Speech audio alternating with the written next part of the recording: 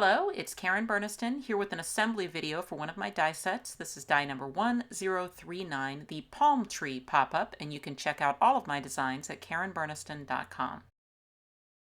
There are a lot of possibilities with the palm tree. You can use it in a side fold card, which is how I did the packaging sample. Looks great that way, but then it also works in a top fold card. So I'll do this card today showing two trees with the hammock strung between them.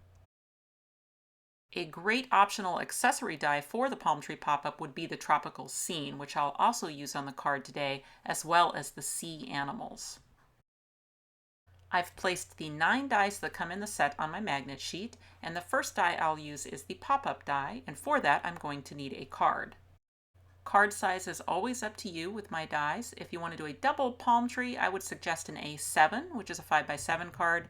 I decided to do a 6 3/4 by 5 card, which is just a little bit less than an A7 on the width. And since I have a single piece outer backing card, then my inner card needs to be cut into 2 pieces so that this card can still open up flat. Each one of those pieces is 6 inches wide by 3.5 inches tall.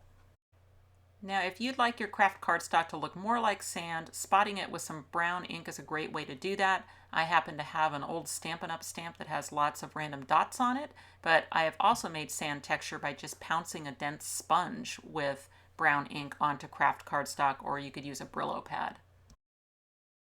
So I'll arrange those pieces into the card where they will eventually be, and I am going to skip the fold, which means leaving a little gap. And then I'm using temporary removable tape to hold those pieces to each other.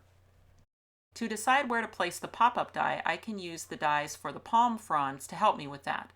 When the palm tree is collapsed down, those fronds will lay flat in the card, something like this. So then I can place those in the card and then use them as a guide to figure out where I need to cut the pop-ups, lining up with the trunks of those palm trees, just basically centering it on the frond in that closed position.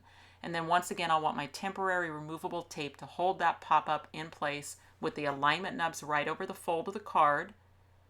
And then I want to run my craft cardstock through the die cutting machine to cut that pop-up into those pieces. You can use any die cutting machine that can accommodate a wafer thin die, and I am using a Sizzix Big Shot today. Okay, back into the card I go to decide where the second cut of the pop-up should be. And once again, I'll just use the frond die to help me with that, making sure I choose a location where it will be hidden by the card in the closed position.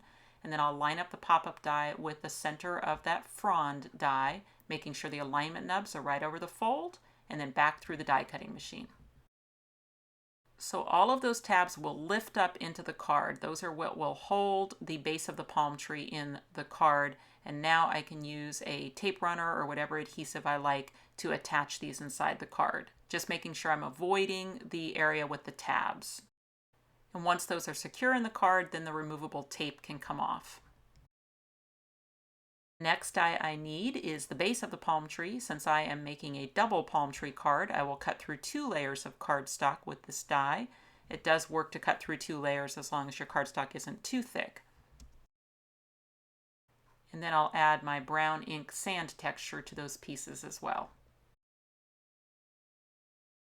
There are 6 folds in that piece, and all of them should be mountain folds. I think it's easiest to put my thumbnail into the fold towards my thumb, and then immediately reverse it. And then you will end up with a 6-sided little base with a tab that can attach on the other side. I suggest a strong tape or glue.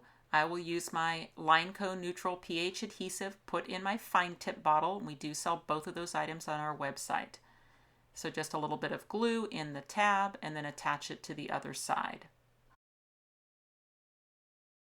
Now, as you look at this base, 4 of the sides have holes in them, and then 2 of them do not. And it's the 2 solid sides that are actually the same exact shape as the tabs in the pop-up base that will get glued to those tabs. So again, a strong adhesive. If you're not using glue, just go ahead and use a strong tape or a glue dot, and then just lift that tab up and then just pinch it right there inside that base. And it's really easy for placement because the tab is basically the same exact size as that panel of the base.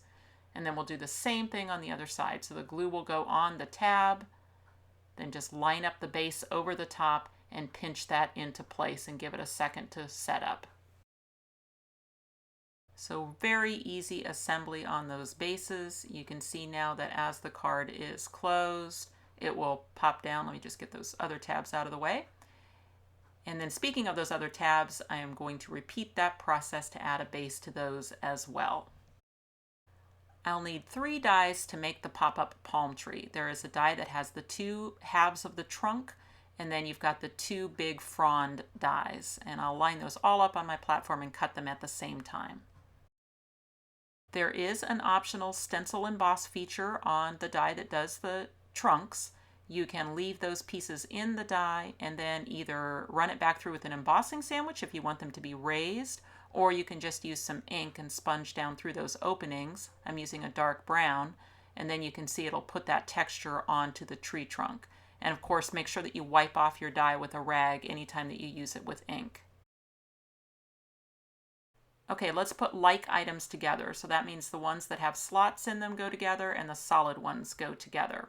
And I can actually assemble my solid palm tree. So in that case, I want the glue all over that little round section at the top of the trunk. That will correspond absolutely perfectly with the top little round part on the frond itself. So very easy to get placement on that. Just line those right up. You can see on the back it just fits perfectly right in there. I can't assemble the other tree just yet because first I need to get the slotted tree into one of the bases. So there's little tabs built into the bottom of the trunk, and those correspond with those holes in the base. So I just hook a tab from the outside of the base through one of the holes and then put the other tab opposite it. It really could not be simpler. You don't need any adhesive. You're just going to hook them in.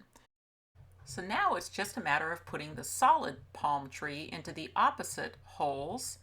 And then you also want the center of those trees hooked together. So you've basically, if you just work on the outer 2 tabs, it will generally hook your trees at the bottom for you. It's really not difficult at all. And then now you see you've got that big solid tree down through the slot of the first trunk. All of the tabs are in the holes. So then we can finish out this palm tree with our slotted frond. We just need some adhesive around the slot at the top. And then that's just going to go down, hook into the other frond, and attach to that other tree trunk. Since I've used glue, I'll just pinch those pieces together for a second and allow that glue to set up, and then that will complete the assembly of my pop-up palm tree. And it really does look good from all angles, and what's very nice is that it just folds down flat when the card is closed. Okay, palm tree number 1 is in the card and working great, and since I'm doing a double palm tree, then I just need to repeat that process. I'll just speed up the footage here really fast, but I'm just following those same steps, and of course you always have the ability with a YouTube video to just rewind it and watch the slow version. The die set comes with a hammock, and it comes with a die set to do 3 coconuts, and I love to cut those coconuts out of felt because then they're fuzzy. And the die set also includes just a smaller frond and curved tree trunk to make flat trees. So I'll assemble my flat tree by just adding the frond to the top of the trunk with a little bit of glue, and then I can also glue on a coconut. And then my other coconuts can go on my big pop-up trees, and that's just a matter of adding some glue to the tree and pressing a coconut to it. And then I just tied the hammock between the 2 palm trees using twine. So now I'll start accessorizing using some other dies. First I'll use the Tropical Scene, which has a great stitched wave die, and I'll use that top and bottom to add the water to the card. Another cool look is to take the small palm tree and attach it to one of the pop-up trees and create like a little palm tree cluster. So for that, I just need a little bit of glue at the base of the trunk, and then just choose a location on the pop-up tree and attach it. So I thought it would look nice on the back of this tree, arcing out sort of behind the hammock and completing the scene. So I've just attached it to the pop-up tree right there. Just a quick check to make sure there's no catch points. It's working great. I'm combining a couple of word sets here, the Happily Ever After die with the Congrats from word set 1. And I think that greeting works well if you were sending somebody a card perhaps for a happy retirement, a tropical scene, happily ever after, congrats. But maybe that's also true if you were sending someone a wedding card and focusing more on the honeymoon if they were going to a tropical location than just the traditional wedding card, focused on the wedding itself. So I curved the word congrats to fit on the flourish, and then I can put that now in my card. I'll add this little scalloped square up behind the waves, just something where I can sign the card with my personal greeting. And then I've got my sea turtle from the sea animals set. I'm going to use a couple pop dots and have him coming out of the surf behind the scene. And there's also a cute little crab in that same sea animals set, and I think I will put her just attached to a palm tree. I can just put a little glue behind her legs and just press her right there to the front of the pop-up, and then she will pop up and pop down with the card. My favorite way to design card fronts is just to repeat the elements that I have on the inside to make a simple lead-in. So the same 3 dies here, use the various pieces to create a flat scene, a stamp that I just had in my stash from Stampin' Up! That says "Good wishes your way." That definitely fits in with either that happy retirement or that happy honeymoon theme. So even though this card has so much dimension in it, it's such a fun card, but it will just fold down flat and mail in an A7 envelope for no additional postage. So let me show just a couple of great palm tree ideas by the design team. Fran Sabad made this card. It's a wonderful pirate theme using some fun stamps and a palm tree cluster in a top fold card.